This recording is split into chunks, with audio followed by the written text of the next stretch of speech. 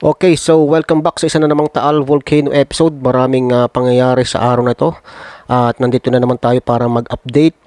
So today is August 19, 2021 at meron na naman tayong isang pag-uusapan na bulkan na alam kong kilala nyo itong bulkan na to. Bagamat ito ay medyo tahimik at saka hindi naman nagpapakitang gilas kagaya ni Taal. Ito yung ating tatalakayin dito sa ating Taal Volcano episode. Siyempre, hindi mawawala yung update natin kay Taal at ganun din yung shoutout dito sa ating mga kababayan. So, umpisahan na natin ang shoutout para mabilis tayong makatapos mga buddy. So, shoutout nga pala kay Rowena Fernandez, Hanico Princess, Florencia Pesigan, Joel Carino, Joanna Santos, Adi Luna, Andoy Monfero, Jolo Manuel, Ronnie Caberto, Sherry Mayjoy, Mercy Mendoza, Maria Elena de los Reyes, THS, Jimuel de la Cruz, Ansing Colmula, Sherfel Magnaye, Jennifer Suizo, Dori Ariola at Kaliga Emans TV. Puntahan muna natin ang Taal Volcano Bulletin bago itong Taal Volcano Advisory na inilabas kanina lamang hapon upang sa ganun ay makita natin kung ano ba itong balita na kay Taal. So nakapagtalala ng 48 na volcanic earthquakes, 44 dito yung volcanic tremor, then 7,830 ang sulfur dioxide flux. So ito ay nasukat kahapon August 18.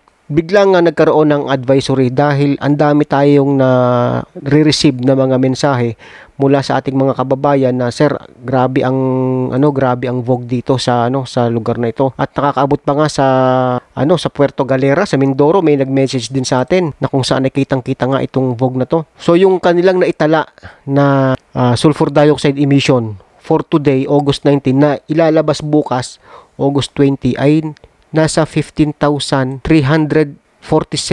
tons per day. Grabe yung itinaas mga buddy. From 7,000 kahapon, ngayon 15,000 na. Ito yung lalabas nila bukas. Hindi lang natin alam kung madadagdagan pa to, no? Or magsusukat pa uli sila. So, uma-average na ng 8,351 tonelada kada araw mula pa noong August 13. At may paalala dito ang VBOX na sana ay wag ipagwalang bahala ng ating mga kababayan. Panganib na dulot ng VOG. At ganun din, may paalala ang VBOX sa lokal na pamahalaan. Sinasabi dito, hinihikayat ng DOST VBOX ang mga lokal na pamahalaan na magsagawa ng health check sa kanilang pamayanan kung naapektuhan ng VOG upang tiyakin ang kalagayan ng mga residente at kung kinakailangan ng panandaliang paglikas ng mga lubhang naapektuhan. Yan po ay mula sa VBOX. Kaya kung kayo ay nasa mga lugar na malapit sa Taal Volcano at alam ninyo na hindi na talaga normal itong naaamoy ninyo, hindi na normal na kayo ay nagkakaroon na ng sakit, kayo na po magkusa na kayo ay lumayo muna or makitira muna kayo doon sa mga kamag-anak nyo na medyo malayo dyan at hindi masyadong apektado ng VOG. Yan po ay para na rin sa inyong kalusugan mga buddy. Kahit na siguro magsuot tayo ng N95 mask, kung kayo nandyan sa area na yan, talagang kawaawa ang mangyayari sa inyo, no?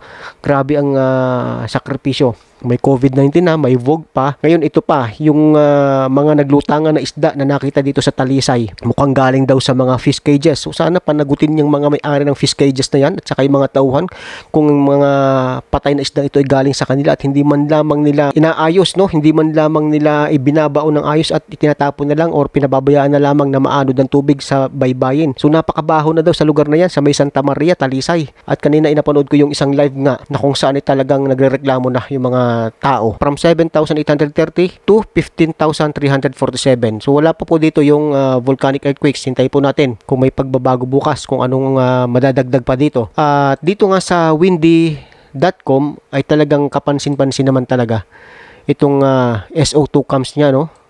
Yung pula pong nakikita nyo, yan po ay mataas ang concentration ng SO2. At dito naman sa NASA World View, ayan, yung nakikita nyo na taklob ng blue, ito ay lower troposphere. Ito rin yung concentration ng VOG niya. So ito ay kahapon pa, wala pa siyang updated ngayon. Pag-usapan natin mga buddy ay itong isang bulkan nandito sa Pampanga, itong Mount Arayat. Kasi may nag-request sa atin, nabasa ko sa comment section na sana ay matakil natin itong tungkol kay Mount Arayat. Kagaya ng ginawa natin dun sa ating featured kahapon na bulkan, itong Mount Batulaw. Nabanggit din natin doon yung kanyang kwento. Ang Mount Arayat ay isang potentially active stratovolcano sa probinsya ng Pampanga. Ang kanyang elevation ay 1,026 meters or 3,366 feet. So the volcano has a breach crater, ibig sabihin may nasira siya or nawasak siya na crater on its northwest side with a smaller andesitic dome in the collapsed amphitheater. There are no historical records of eruption in Arayat, and the only dated rocks are 530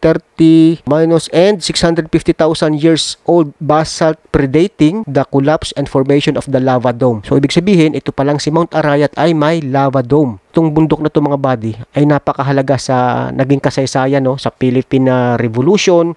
Pinagkutaan din ito ng mga hukbalahap. So Mount Arayat stands in the middle of the flat central Luzon plain consisting of rice paddies and a typical elevation of about 15 to 35 meters MSL. The mountain is topped by a circular volcanic crater about 1.2 kilometers in diameter, much of which has collapsed on the western and part of the northern rim due to erosion. This has resulted in rich crater which opens in a west-northwest direction. This area is the apparent source of a major debris avalanche. So may pagguho, no, ragasa, kumbaga landslide deposit that forms hummocky terrain beyond the west and northwest sides of the volcano. So the 1,026 meters summit stands on the northeast side of the breach crater known as North Peak. Tapos yung tinatawag na white rock, ito daw yung andesitic dome or yung lava dome. So there are no cultural records of historical eruptions. However, weak steaming is currently present in some of the heavily eroded vents on the northwestern side of the summit. The ancient eruptions were said to have caused the formation of a lava dome on the western slopes of the mountain known as White Rock, which makes a nice tourist destination and is usually a field trip destination for students of Pampanga State Agricultural University. So ito po ay paborito rin puntahan ng mga mangangakyat or mga hikers. Hindi ko pa ito narating itong Mount Arayat. Hopefully ay mapuntahan natin ito balang araw, makapagpalipad tayo ng drone dito balang araw. Hindi lang puro dito sa Google Earth tayo kumukuha ng mga photo or mga video ng bundok. Gusto ko rin maranasan yan ng personal. Magpalipad tayo ng drone sa mga bawat bundok na ating i-feature dito sa ating YouTube channel. Okay, so ano ba itong lava dome? In volcanology, a lava dome is a circular mound-shaped protrusion resulting from the slow extrusion of viscous lava from a volcano. So dome building eruptions are common, particularly in convergent plate boundary settings. So alam naman natin yung tungkol dito sa subduction zone, itong convergent boundary, kung saan ay nagsasubduct ang isang plate sa isang plate pa. So yan po ang tinatawag na convergent boundary. Ngayon tingnan natin sa volcano discovery mga buddy kung nandito ang Arayat. Okay, sa Luzon Island ay merong 33 volcanoes, kabilang dito ang Mount Arayat. At ito pa, kabilang din dito yung bulkan sa Lipa City, yung tinalakay natin, itong Anilaw Hill. Pag-usapan natin yan sa susunod na mga araw, no? Punta tayo dito sa Arayat at tingnan natin ang kanyang data. So yun nga, 1,026 meters. Ang kanyang current status ay normal or dormant. Yan po yung kanyang lokasyon dito sa mapa. Dito naman sa Global Volcanism Program, i-search natin si Mount Arayat kung ano ang makikita natin na data tungkol sa kanya. So si Mount Arayat ay isang stratovolcano. Ang kanyang last known eruption ay unknown. Ang kanyang geological summary ay the forested Arayat volcano is one of the few topographic features that rise above the flat central plain of Luzon. So parehas din ng ating binanggit kanina. Nandito rin yung sinasabi na white rock. Tingnan naman natin sa Google Earth yung mismong Mount Arayat. Ito na yung kanyang orientation sa north. Yung sinasabi na nag-collapse na crater ay dito sa western side. Ayan, ito po. Collapse siya. Nasa gitna siya ng Magalang, ng San Antonio, Concepcion. Ito yung Arayat, Pampanga. So ito po yung nag-collapse sa kanyang crater. At nasaan kaya yung sinasabi na white rock? So ayon dun sa mga nakikita natin na photo sa internet, ang white rock ay itong bahagi na to. Ayan. So yan, yung kanyang tinatawag na dome or lava dome ni Arayat. Tingnan nyo maigi mga buddy yung kanyang top view. At makikita nyo kung papaano umagos yung mga lava sa kanyang paligid. So pansin nyo dito, itong area na to, medyo bulging siya. Iba yung kulay mula dito sa kapaligiran. Natabunan na lamang ng vegetation, pero ito yung agos ng kanyang lava.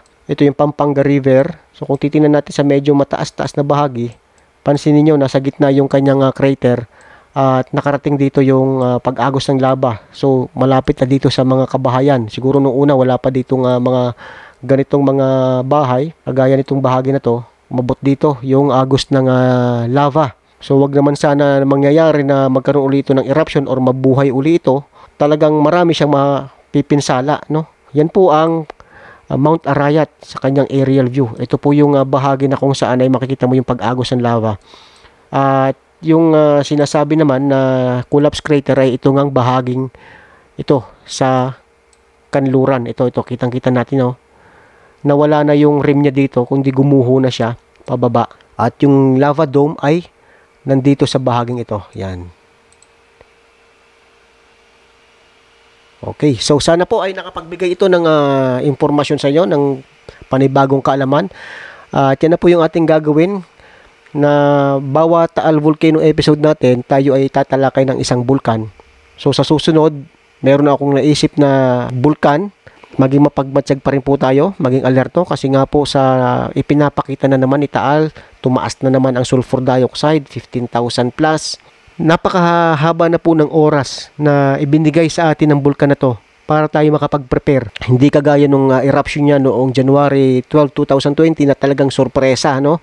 Pero ngayon, a year after, no, halos sobra pa nga, palagi tayo nag-update. Alam na dapat ng ating mga kababayan na talagang itong bulkan na ito ay may ipapakita pa. Hindi lang natin alam kung kailan ito mangyayari.